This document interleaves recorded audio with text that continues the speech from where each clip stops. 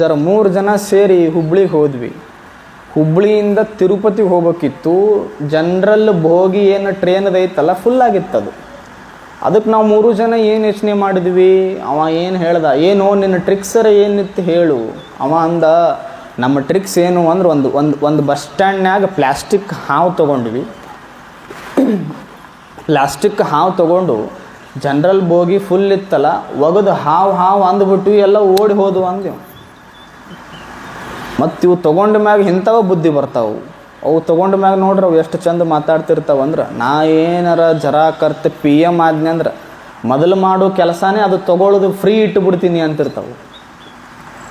ಅಲ್ಲ, ಅದನ್ನೇನಾರ ಫ್ರೀ ಇಟ್ಟರೆ ಮತ್ತು ಉಳಿದಿತ್ತೇನು ದೇಶದ ಅಂತಾರೆ ಅವ್ರು. ಸುಮ್ಮ ಕೇಳಿಸ್ಕೋಬೇಕು. ಮತ್ತು ಜ್ಞಾನ ಅನ್ನೋದು, ನಾನು ಅವ್ರ ಕಡೆ ಏನು ಜ್ಞಾನ ಇರೋದಿಲ್ಲ ಅಂತ ಹೇಳಕತ್ತಿಲ್ಲ. ಜ್ಞಾನ ಅನ್ನೋದು ತೊಗೊಂಡವ್ರ ಕಡೆನೂ ಇರ್ತೈತೆ. ಅದು ಎಷ್ಟು ಚಂದ ಇರ್ತೈತೆ ಅಂದ್ರೆ ಅವ್ರು ಅಂತಿರ್ತಾರೆ. ಈ ಸಣ್ಣ ಹುಡುಗರು ಏನಾರ ಜಸ್ಟ್ ಕುಡಿಯೋಕೆ ಚಾಲೂ ಮಾಡಿದ್ದು ಅಂದ್ರೆ ಅವು ಜಾಸ್ತಿ ತೊಗೊಂಡವು ಅಂತಿರ್ತಾವೆ. ಅವು ಏನಂತವು, ನೋಡೋ ಬ್ಯಾಡೋ, ನಾ ಕುಡಿದು ಹಾಳಾಗಿನಿ, ನೀನು ಆಗಬೇಡ. ನಮ್ಮದೇನು ತಲೆಯಾಗ ಅಂದ್ರೆ ನೀ ಯಾವಲೇ ಹೇಳವ. ಇದು ಭಾಳ ನಮಗೆ ಯಾರಾರ ಸಣ್ಣವರು ದೊಡ್ಡವರು ಏನಾರ ಹೇಳಕ್ಕೆ ಬಂದ್ರೆ ಸ್ವೀಕಾರ ಮಾಡು ಮನಸ್ಸಿದ್ದವ ಜ್ಞಾನಿ ಅಂತಾರೆ ರಾಮಾನುಜಾಚಾರ್ಯರು. ಸಣ್ಣವರ ಬರಲಿ ದೊಡ್ಡವರ ಬರಲಿ ಏನು ಹೇಳ್ತಾರೆ ಹೇಳಿ, ಸ್ವೀಕಾರ ಮಾಡೋಕೆ ನಾವು ಕಲಿಬೇಕು. ನಾವು ಅಂದ್ರದೇನು, ನೀ ಯಾವಲೇ ಹೇಳವ. ಅವು ಕುಡಿದು ನೋಡ್ರಿ, ಅವು ರೋಡ್ನಾಗ ಅಡ್ಡಾಡ್ತಿರ್ತಾವೆ. ವಯಸ್ಸದು ಭಾಳ ಕುಡಿದು ಅಡ್ಡಾಡ್ಬೇಕಾದ್ರೆ ಅವು ಸಣ್ಣ ಹುಡುಗರು ಕುಡಿಯೋದು ನೋಡಿದ್ರೆ ಅವ್ರು ಒಂದು ತಿಳಿ ಮಾತು ಹೇಳ್ತಾರೆ. ಅವ್ರು, ಅಲ್ಲೋ ನಾ ಕುಡಿದು ಹಾಳಾಗಿನಿ, ಮನಿ ಮಾರ್ಕೊಂಡಿನಿ, ಸೊಸೈಟಿಯಾಗ ಚಲೋ ಹೆಸರು ಹಾಳು ಮಾಡ್ಕೊಂಡಿನಿ, ಹೆಂಡತಿ ತವ್ರ ಮನೆಗೆ 10 ವರ್ಷ ಹೋದೆ ಕೊಟ್ಟ ಬಂದೇ ಇಲ್ಲ, ಇಷ್ಟೆಲ್ಲ ನಾ ಹಾಳು ಮಾಡ್ಕೊಂಡಿನಿ, ಕುಡಿಬ್ಯಾಡೋ ಅಂತ ಅವ ಹೇಳ್ತಿರ್ತಾನ. ಕುಡ್ದಾನ ಅವ ಕುಡ್ದೇ ಹೇಳ್ತಿರ್ತಾನವ. ಆದ್ರೆ ಅವ ನಮ್ಮ ಒಳ್ಳೇದಕ್ಕೆ ಹೇಳ್ಯಾನಂತ ತಿಳ್ಕೊಳ್ಳೋದು. ನಾವು ಹಂಗಲ್ಲ. ಅಲ್ಲೋ ನೀನೇ ಕುಡ್ದು ನಮಗೇನು ಹೇಳ್ತಿ ಅನ್ನೋದು ನಮ್ಮದು ಭಾಳ. ನೀನೇ ಕುಡ್ದು ನಮಗೇನು ಹೇಳ್ತಿ, ಅವ ಕುಡ್ದು ನಮಗೇನು ಹೇಳ್ತಿ, ಎಲ್ಲ ಕುಡ್ದಾನಂತ ಹೇಳಕತ್ತಾನ ನಮಗೆ.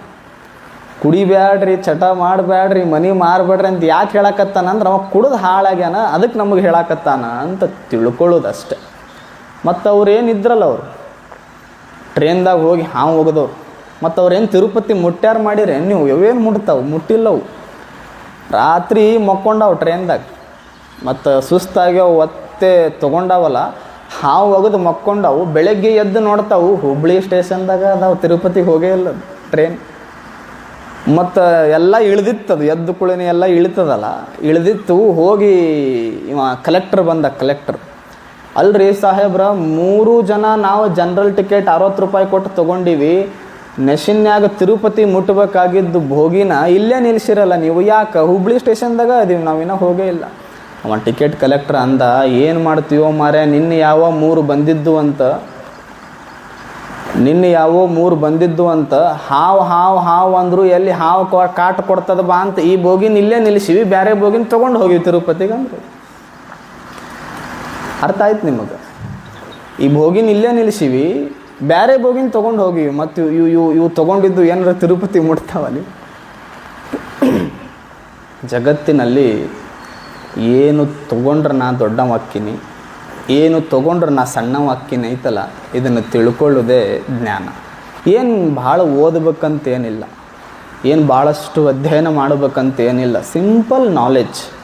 ನಾನು ಶರಾಯಿ ಕುಡಿದ್ರೆ ಹಾಳಾಕ್ಕಿನಿ, ಹಾಲು ಕುಡಿದ್ರೆ ದೊಡ್ಡವಾಕ್ಕಿನಿ, ಇದೇ ಸಿಂಪಲ್ ಜ್ಞಾನ. ಇದಕ್ಕಿಂತ ಜ್ಞಾನ ಏನು ಬೇಕು? ನಾನು ಪ್ರೀತಿಯಿಂದ ಮಾತಾಡಿದ್ರೆ ಎಲ್ಲರ ಮನಸ್ಸಿನೊಳಗೆ ಉಳಿತೀನಿ, ನಾನು ದ್ವೇಷದಿಂದ ಮಾತಾಡಿದ್ರೆ ಎಲ್ಲರ ಮನಸ್ಸಿನಿಂದ ಹೊರಗೆ ಹೋಗ್ತೀನಿ. ಇದು ಜ್ಞಾನ. ಇದನ್ನು ತಿಳ್ಕೊಂಡು ನಾವು ಬದುಕಬೇಕು. ಹಡಪದ ಅಪ್ಪಣ್ಣ ಅಂತ ಒಬ್ಬ ಶರಣರು ಬರ್ತಾರೆ 12ನೇ ಶತಮಾನದಲ್ಲಿ. ಆತನ ಕಾಯಕ ಏನು ಅಂದರೆ ಎಲ್ಲರಿಗೆ ಒಂದಿಷ್ಟು ಪ್ರಸಾದ ಹಂಚೋದು, ತನ್ನ ಕಾಯಕ ಏನು ಕೊಟ್ಟಿದ್ರಲ್ಲ ಅದನ್ನು ನಡೆಸೋದು. ಹಡಪದ ಅಪ್ಪಣ್ಣರಿಗೆ ಒಬ್ಬರು ಹೆಂಡತಿ ಇದ್ದರು. ಅವರು ಬಸವಣ್ಣ ದಿನ ಅನುಭವ ಮಂಟಪದಲ್ಲಿ ಪ್ರವಚನ ಹೇಳೋದು ನೋಡಿ ಒಂದು ವಚನ ಬರೀತಾರೆ. ಸುಮ್ಮನೆ ಒಂದು ಕಾಯಕ ಮಾಡುವ ಹಡಪದ ಅಪ್ಪಣ್ಣನ ಹೆಂಡತಿ ಒಂದು ವಚನ ಬರೀತಾರೆ. ಎಷ್ಟು ಅದ್ಭುತವಾದ ವಚನ ಬರೀತಾರೆ ಅಂದ್ರೆ, ಕರಗವ ಸುಟ್ಟೆ ಕಂದಲವ ನೊಡೆದೆ, ಕರಗವ ಸುಟ್ಟೆ ಕಂದಲವ ನೊಡೆದೆ, ಮರವ ಮುರಿದೆ ಬಣ್ಣವನ್ ಹರಿದೆ. ಭಿನ್ನಗಣ್ಣು ಕೆಟ್ಟಿತ್ತು ಜ್ಞಾನಗಣ್ಣಿಂದ ನಿಮ್ಮನ್ನು ನೋಡಿ ಸುಖಿಯಾದೆನಯ್ಯ ಅಪ್ಪಣ್ಣ ಪ್ರಿಯ ಚನ್ನ ಬಸವಣ್ಣ. ಎಷ್ಟು ಅದ್ಭುತ ಬರೀತಾರಲ್ಲೇನು, ಎಷ್ಟು ಅದ್ಭುತವಾಗೋರು ಒಂದು ವಚನ ಬರೀತಾರಲ್ಲೇನು, ಎಷ್ಟು ಅದ್ಭುತ ಅದು. ಕಂದಲವ ನೊಡೆದೆ ಕರಗವ ಮುರಿದೆ ಬಣ್ಣವ ಹರಿದೆ ಅಂತಾರ ತಾಯಿ. ಏನಿದ್ರ ಅರ್ಥ? ನಮ್ಮ ಆಸೆ ಪಾತ್ರಗಳು ಏನದವಲ್ಲ, ನನಗಿನ್ನ ಬೇಕು ಇನ್ನ ಬೇಕು ಇನ್ನ ಬೇಕು, ಅದನ್ನು ಮುರಿದೀನಿ ಅಂತ ಹೇಳ್ತಾಳೆ ತಾಯಿ. ಮತ್ತು ನನ್ನೊಟ್ಟಿಗೆ ಏನು ಆಸೆಯ ಮರ ನನ್ನ ಮನಸ್ಸೊಳಗೆ ಬೆಳೆದಿತ್ತಲ್ಲ ಅದನ್ನು ಕಡಿದು ಒಗೆದೀನಿ ನಾನು. ಮತ್ತು ನಾನೇ ಚಂದ, ನನ್ನ ಮುಂದೆ ಯಾರು ಅಂತ ನನಗೇನು ಆಸೆ ಹುಟ್ಟಿತ್ತಲ್ಲ, ಅಹಂಕಾರ ಹುಟ್ಟಿತ್ತಲ್ಲ, ಅದನ್ನು ನಾನು ತೆಗೆದು ಒಗೆದೀನಿ. ಭಿನ್ನಗಣ್ಣು ಅಂದ್ರೆ ಪಾರಮಾರ್ಥಿಕ ಸತ್ಯ, ಲೌಕಿಕ ಜಗತ್ತು, ಇದನ್ನೆಲ್ಲ ನಾ ಬಿಟ್ಟು ಏನು ನಂದು ನಿಜವಾದ ಸಂಪತ್ತು ಅದಕ್ಕೆ ನಾನು ಧ್ಯಾನ ಕೊಟ್ಟೀನಿ. ಅದಕ್ಕೆಲ್ಲ ಕಾರಣ ಅಪ್ಪಣ್ಣ ಪ್ರಿಯ ಚನ್ನ ಬಸವ ಅಂತ ಒಂದು ತಾಯಿ ವಚನವನ್ನು ಬರೀತಾಳೆ. ಮತ್ತು ನಿಜವಾದ ಜ್ಞಾನ ಯಾವುದು ಅಂದ್ರೆ ಯಾವುದೀ ಜಗತ್ತು ಒಳಗೆ ಇರ್ತೈತಿ, ಯಾವುದೀ ಜಗತ್ತು ಒಳಗೆ ಇರೋದಿಲ್ಲ, ಅದನ್ನು ತಿಳ್ಕೊಂಡು ಬದುಕೋದೇ ನಿಜವಾದ ಜ್ಞಾನ. ಏನೈತಲ್ಲ ಅದರೊಳಗೆ ಚಂದ ಬದುಕೋದು.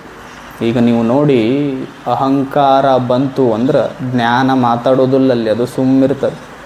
ಅಹಂಕಾರ ಎಲ್ಲಿರೋದಿಲ್ಲಲ್ಲ ಅಲ್ಲೇ ಜ್ಞಾನ ಇರ್ತದೆ. ಈ ದೀಪ ಏನೈತಲ್ಲ, ಒಮ್ಮೆ ಈ ದೀಪ ಗುಡಿಸಲು ಒಳಗಿನ ದೀಪ ಬಂಗಾರದ ಅರಮನೆಯ ದೀಪ. ಅದು ಬಂಗಾರ ಹಚ್ಚಿದ್ರೆ ಅದಕ್ಕೆ ಪ್ಲೇಟ್ ಎಲ್ಲ. ಇದು ಪಾಪ ಗುಡಿಸಲು ಒಳಗಿನ ಮಣ್ಣಿನ ದೀಪ. ಇದು ಬಂಗಾರದ ದೀಪಕ್ಕೂ ಗುಡಿಸಲು ದೀಪಕ್ಕೂ ಒಂದು ದಿನ ಚರ್ಚೆ ಆಯಿತು, ಕನ್ವರ್ಸೇಷನ್ ಆಯಿತು. ಅದು ಬಂಗಾರದ ದೀಪ ಅಂತದು ಅಲ್ಲ, ನನ್ನ ವೈಭೋಗ ನೋಡಿ ಎನ್ನಿನ್ ಎಷ್ಟು ದೊಡ್ಡ ವೈಭೋಗ, ರಾಜರದಾರ, ಮಹಾರಾಜರದಾರ, ಸೇವಕರದಾರ, ನನಗೆ ಸುಮ್ಮನೆ ಒಂದು ಒಳಗೆ ಬರಾಕತ್ತಾರಂದ್ರೆ ಆಟೋಮೆಟಿಕ್ ಆನ್ ಆಗ್ತೀನಿ ನಾನು. ನಂದೆಷ್ಟು ದೊಡ್ಡದು, ನೀ ಅದಿ ಗುಡಿಸಲು ಒಳಗೆ, ನೀ ಅದಿ ಗುಡಿಸಲು ಒಳಗೆ ಮ್ಯಾಗಿಂದ ಬಿದ್ದೆ ಅಂದ್ರೆ ಠಳ್ ಅಂತ ಒಡೆದು ಹೋಗ್ತಿ. ಮತ್ತು ನಿನಗೆ ಹಚ್ಚಾಕ ದೀಪ ಹಚ್ಚಾಕ ಬತ್ತಿ ಬೇಕು, ಎಣ್ಣೆ ಬೇಕು, ಅದು ಪಣತಿ ಬೇಕು. ನಾ ಹಚ್ಚಾಕ ಏನೂ ಇಲ್ಲ, ಬರೀ ಒಂದು ಫಿಂಗರ್ ಪ್ರಿಂಟ್ ಹಿಂಗೆ ಕೊಟ್ರಂದ್ರೆ ನಾ ಆನ್ ಹಾಕ್ಕಿನಿ, ನಾ ದೊಡ್ಡವ ಅಂಥದ್ದು ಬಂಗಾರದ ದೀಪ. ಇದು ಗುಡಿಸಲು ಒಳಗಿರೋ ಮಣ್ಣಿನ ದೀಪ ಅಂತೂ ಹುಚ್ಚ. ದೀಪ ಯಾವುದಾದ್ರೇನು, ದೀಪ ಬಂಗಾರದ್ದಾದ್ರೇನು ಮಣ್ಣಿದಾದ್ರೇನು, ದೀಪಾನೇ. ನಾನು ಹಚ್ಚಿ ನನಗೆ ಹಿಂಗೆ ಒಂಚೂರು ಬೆಳಕು ಕೊಟ್ರೆ ನಾನೂ ಬೆಳಕು ಕೊಡ್ತೀನಿ, ನೀನು ಬಟನ್ ಹಚ್ಚಿ ಒಂಚೂರು ಬೆಳಕು ಕೊಟ್ರೆ ನೀನೂ ಬೆಳಕು ಕೊಡ್ತಿ. ನನಗೆ ನಿನಗೆ ಇರೋ ವ್ಯತ್ಯಾಸ ಏನು ಅಂದ್ರೆ, ನಿನಗೆ ಹಚ್ಚಾಕ ಕರೆಂಟ್ ಬೇಕು, ನನಗೆ ಹಚ್ಚಾಕ ಏನು ಕರೆಂಟ್ ಬೇಕಿಲ್ಲ. ಮತ್ತು UPS ಬಂದಾಯಿತು, ಕರೆಂಟು ಹೋಯ್ತು ಅಂದ್ರೆ ಮಂದಿ ಎಲ್ಲ ನನ್ನ ಕಡೆನೇ ಬಂದಾರ, ಹುಚ್ಚ ನಿನ್ನನ್ನು ಯಾರೂ ಬಳಸಿಲ್ಲ. ಬಡವನ ಮನೆಯ ದೀಪ ಆದ್ರೇನು, ಸಿರಿವಂತನ ಮನೆಯ ದೀಪ ಆದ್ರೇನು, ಇಂಟೆನ್ಷನ್ ಏನು, ಬೆಳಕು ಕೊಡೋದು ಒಂದೇ. ಮತ್ತು ಬಡವನಾದರೇನು ಶ್ರೀಮಂತನಾದರೇನು, ನಮ್ಮ ನಿಜವಾದ ಅರ್ಥ ಏನು ಅಂದ್ರೆ ಒಳ್ಳೆಯವರಾಗಿ ಬದುಕೋದು. ನಾವೀ ಜಗತ್ತಿಗೆ ಬಂದೀವಿ, ಒಳ್ಳೆಯವರಾಗಿ ಬದುಕಬೇಕಷ್ಟೆ.